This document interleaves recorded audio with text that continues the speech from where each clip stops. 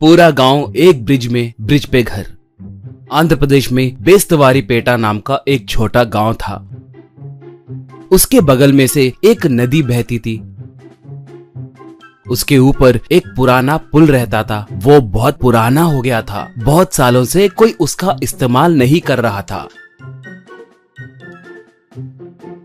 उस गांव में एक धनवान आदमी हुआ करता था। उसका नाम काशी था। वो वहां का एमएलए भी था। वो बहुत बड़ा लालची और धोखेबाज आदमी था। अवैध रूप से बहुत पैसे कमाकर उन्हें अपने घर में ही छिपा कर रखता था। उसके बेटे का नाम मधुसूदन था। वो पढ़ा लिखा था, दिल का बहुत अच्छा था। गांव में किसी को कोई समस्या आती तो वो उनकी मदद करने में सबसे आगे रहता था। उस ब्रिज को पार करना मुश्किल होने के कारण गांव वाले नाव में नदी को पार करके जाते थे। काशी उन नाव को चलाने वालों से भी पैसे लेता था।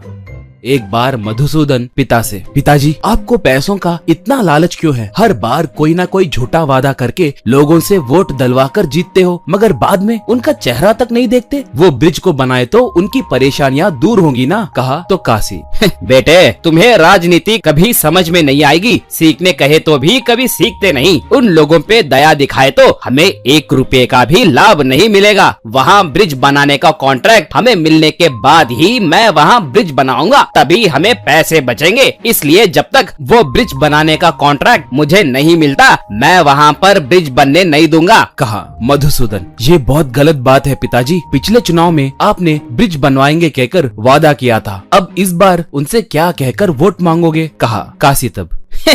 देखते रहो बेटा, मैं क्या हूँ तुम्हें जल्द ही पता चलेगा। कहा काशी चुनाव से पहले प्रचार करना शुरू किया।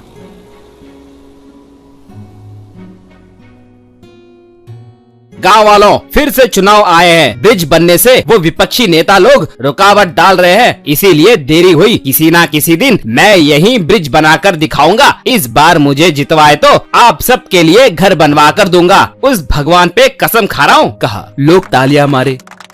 घर में मधुसूदन पिता से, पिताजी फिर एक और झूठ, उनके लिए घर कहाँ पर बनाओगे, कैसे बनाओगे? कहा काशी तब।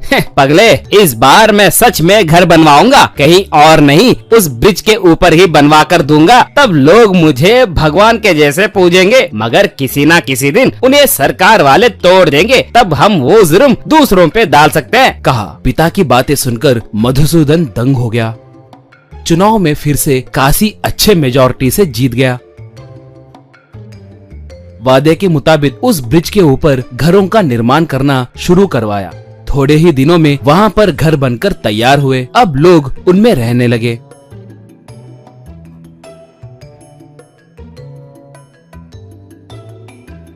एक बार काशी को तुरंत कोर्ट के सामने हाजिर होने के लिए कोर्ट से नोटिस मिला।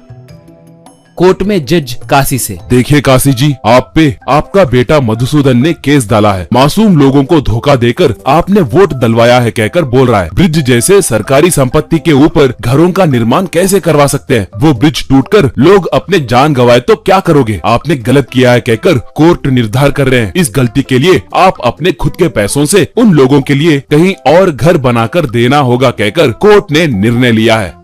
काशी, ठीक है योर ऑनर, ठीक है। वहाँ पर ब्रिज बनाने का कॉन्ट्रैक्ट भी मुझे ही दिलवाइए। वो बनाकर मैं सबकी सेवा करूँगा। कहकर होशियारी दिखाते हुए कहा। जज, मैं भी वही कहने वाला हूँ। कोर्ट को आपके होशियारी के बारे में नहीं पता समझ रहे हो क्या? वहाँ पर मौजूद ब्रिज को तोड़कर नया ब्रिज भी आपको ही बनाना होगा, मगर वो सरकार के पैसों से नहीं, आपके खुद के पैसों से बनाना है। यही कोर्ट का फैसला है। कहा। बस ये सुनकर काशी के होश उड़ गए। कोर्ट के कहे जैसे ही गांव वालों को दूसरी जगह पर घर बनवा कर दिया।